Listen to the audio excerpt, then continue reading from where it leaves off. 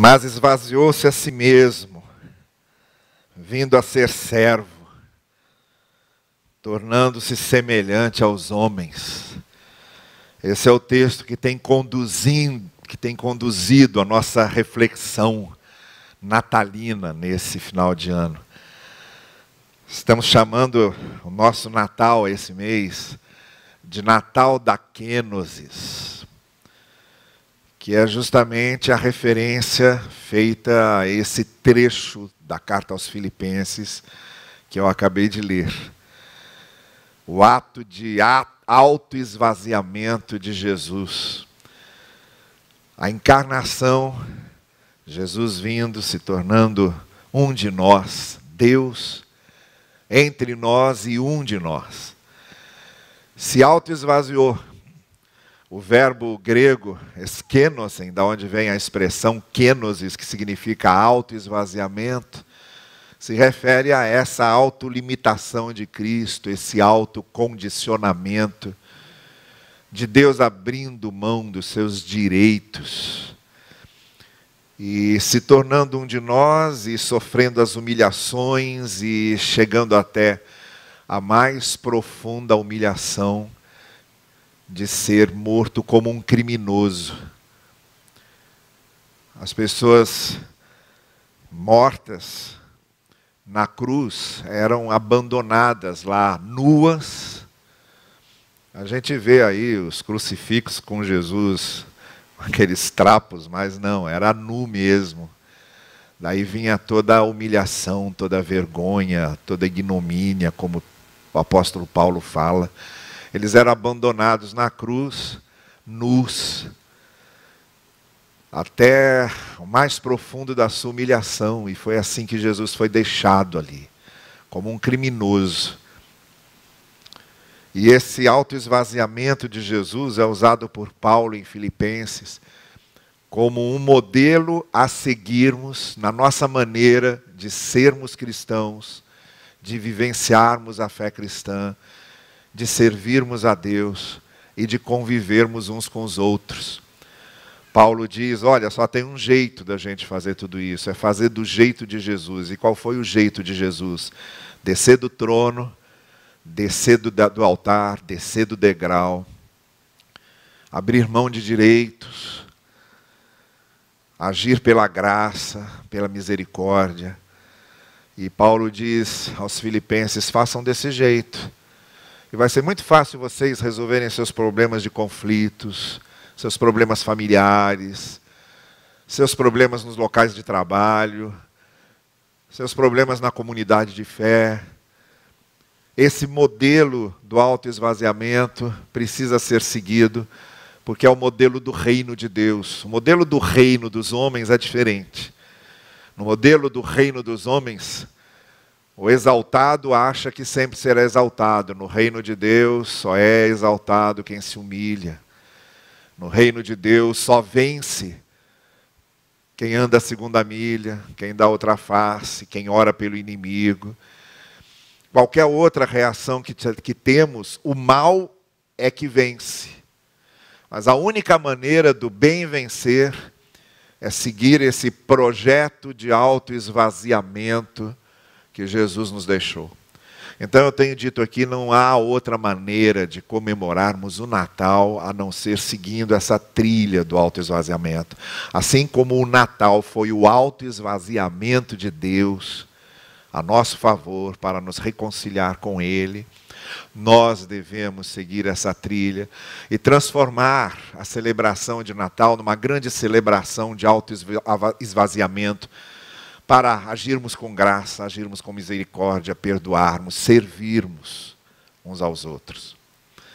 E hoje, nessa reflexão um pouco menor do que eu tenho feito, por causa do musical que vamos ter daqui a pouco, mas eu não podia deixar de falar algumas coisas nessa trilha que nós temos seguido aqui. E eu quero enfatizar, exatamente, usando ainda esse texto do apóstolo Paulo, o que eu quero hoje à noite realçar é o seguinte: nesse autoesvaziamento, Jesus não se tornou apenas um ser humano. Isso é só meia verdade. Quando a gente fala em encarnação, a gente não está falando de Jesus se transformando num ser humano. Não é só isso, é mais que isso. O que Paulo diz aqui, nesse que era um cântico do primeiro século, todo esse trecho dos versos 6 a 11 é um cântico que os cristãos cantavam no primeiro século, que Paulo está aqui citando a letra. E o que Paulo está dizendo aqui é que Cristo se auto-esvaziou e tomou a forma de homem, se transformou num ser humano, mas não é só isso, ele diz, assumiu a condição de servo. E essa é a verdade completa. Quando a gente diz, a encarnação de Cristo é o Filho de Deus se transformando num ser humano, assumindo a forma de homem, é verdade. Foi isso que aconteceu, mas é meia verdade. A verdade inteira é a seguinte, Deus não só assumiu a forma de ser humano, Ele assumiu a forma do ser humano que é servo, do ser humano que serve. Essa é que é a verdade toda. E quando a gente pensa nessa condição do servo de Jesus, essa condição de servo que Jesus assume nesse autoesvaziamento, a gente vê aqui um modelo a ser seguido na nossa maneira de ser. Porque quando Paulo diz, façam como Cristo fez, assumam a atitude de Cristo, tenham a mente de Cristo, façam do jeito de Jesus, o que ele está fazendo é o seguinte, assumam também essa condição de servos. Desçam do trono, desçam do altar, desçam do degrau, abram mão da autoexaltação, se humilhem, aprendam a ter misericórdia, a ter compaixão, a perdoar. Tornem-se servos. E aí eu gostaria de destacar dois textos, duas coisas que acontecem nos evangelhos e que nos mostram de modo muito claro qual era a cabeça de Jesus sobre isso. O primeiro texto é o de Mateus capítulo 20, e que aconteceu o seguinte, a ideia dos judeus era que Jesus vinha estabelecer um reino político, o reino de Deus para os judeus era um reino político, em que Israel voltaria a ter a glória que tinha nos tempos de Davi, nos tempos de Salomão, derrubariam o Império Romano e teriam o seu reino especial, com o trono de Davi restaurado. Era esse reino que os discípulos aguardavam. E desde o início, Jesus Cristo foi dizendo, não é isso, não é isso, o reino de Deus não está aqui ou ali, o reino de Deus está dentro de vocês. Até chegar no seu próprio julgamento, diante de Pilatos, com Jesus dizendo a Pilatos, o meu reino não é deste mundo. O jeito do meu reino ser, a estrutura do meu reino, a ideologia do meu reino, não é como funciona a ideologia, a estrutura dos reinos desse mundo, é diferente. E quando eles estavam aguardando esse tipo de reino, eles começaram a discutir entre eles, bom, quando Jesus estabelecer esse reino, derrubar o Império Romano, e a gente tiver Israel emergindo de novo, para ser um grande império mundial, a gente quer ver aqui quem é que vai sentar à direita e à esquerda dele. Quem é que vai participar desse poder. Quem vai usufruir desse poder. A ponto de dois irmãos, Tiago e João, terem a sua mãe intercedendo por eles, chegando para Jesus e dizendo, quando tu estabeleceres teu reino, chama meus filhos, para um se sentar à direita, outro à esquerda. É um nepotismo descarado, não é? E aí Jesus chama os seus discípulos à parte. E aí diz uma coisa importantíssima. Ele diz, olha, vocês sabem que essa discussão sobre poder e domínio é uma discussão para políticos. é uma discussão para os governantes. E ele diz: não seja assim entre vocês. E aí ele completa: porque no meu reino, o exaltado é aquele que serve. E ainda diz mais: porque o Filho do Homem não veio para ser servido, mas para servir. Então esse é o primeiro texto que eu queria destacar, e que não precisa acrescentar nada a ele. Já fica muito claro qual é a ideia, qual é a cabeça de Jesus sobre como é que funciona o reino dele e como é que nós funcionamos dentro do reino dele. Andar no compasso de Jesus, dançar a música que Jesus está tocando, significa isso. Assumir a condição de servo. Fora isso, é dançar uma outra música, sair fora do compasso de Jesus, ser um estranho no ninho. Qualquer pessoa seguindo a Jesus que não tem a mente do servo é um estranho no ninho, é um alienígena. Não sacou, não percebeu, não entendeu a proposta do reino de Jesus. O segundo texto ao qual eu quero fazer referência já não é só o que Jesus disse, é o que Jesus fez. É o texto de João 13. Jesus ali, participando de uma refeição com seus discípulos, de repente ele se levanta, passa lá uma espécie de avental na cintura, pega uma toalha, pega uma bacia, enche d'água, e aí vai lavando os pés dos discípulos. Todos eles resistindo de forma implícita, e Pedro resistindo de forma explícita, porque Pedro tinha bem esse estilo de ser mais explícito naquilo que ele pensava. E dizendo a Jesus: não, nós é que temos que lavar os teus pés. Não és tu quem lava os nossos pés. E Jesus diz a ele: olha, quem não me deixar lavar seus pés não participa comigo. E aí Pedro então entrega os pontos.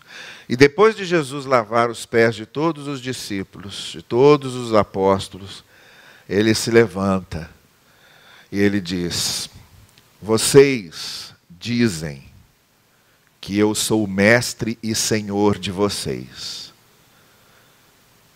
Então, se eu, que sou o mestre e senhor de vocês, lavei os pés de vocês, vocês devem lavar os pés uns dos outros. Ou em outras palavras, se eu, que sou o mestre e senhor, vim servir vocês, sigam esse meu exemplo e sirvam uns aos outros. Ou em outras palavras ainda, quem não serve ao outro, não me considera Senhor e Mestre.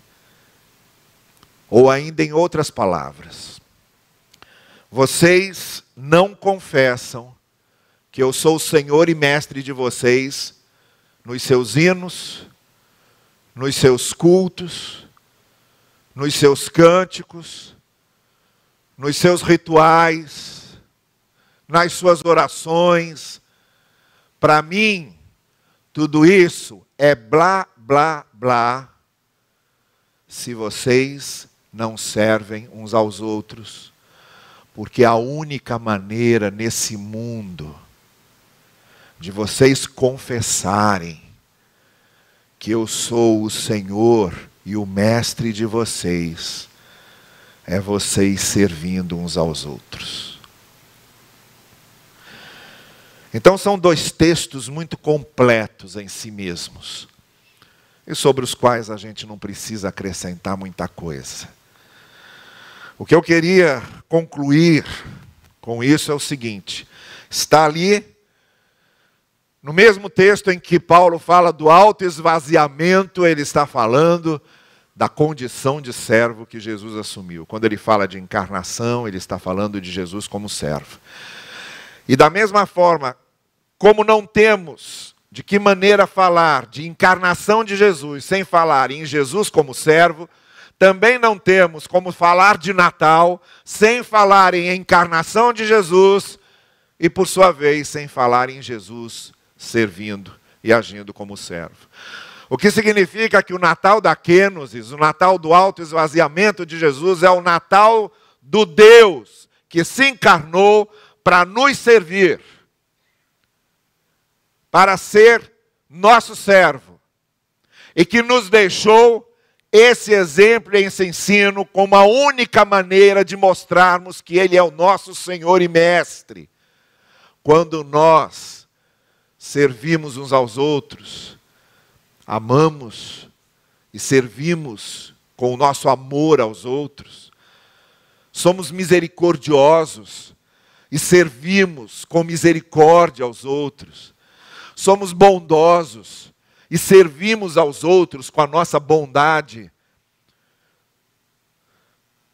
somos benignos e servimos aos outros com nossa benignidade, somos pacificadores e servimos aos outros com nossa pacificação, somos mansos e servimos aos outros com nossa mansidão, somos humildes e servimos aos outros com nossa humildade, porque também não há nenhum motivo para termos virtudes se essas virtudes não estiverem a serviço dos outros. Somos humildes, somos bondosos, somos misericordiosos, somos benignos, somos mansos, somos justos, somos pacificadores, para com essas virtudes servir aos outros. Não somos humildes para nós mesmos, não somos bondosos para nós mesmos, não somos misericordiosos para nós mesmos. Isso tudo tem sempre relação com o outro. As nossas virtudes, o fruto do Espírito em nós, tem sempre relação com o outro. Por isso, a maior virtude que tem é servirmos aos outros, porque quando servimos aos outros, todas essas virtudes do fruto do Espírito em nós se tornam concretas, visíveis, palpáveis. Foi isso que Jesus veio fazer quando se encarnou. Esse é o sentido do Natal, Jesus encarnado e assumindo a condição do servo. Pense em alguém, ou em alguém que nesse Natal você pode abençoar servindo, fazendo bem, agindo com misericórdia, com bondade, com perdão, com amor. Celebre o seu Natal sendo servo e externando as virtudes que o Evangelho tem colocado no seu coração para fazer o bem a alguém, para servir a alguém. O Natal só existe porque Deus veio a nós com graça e amor.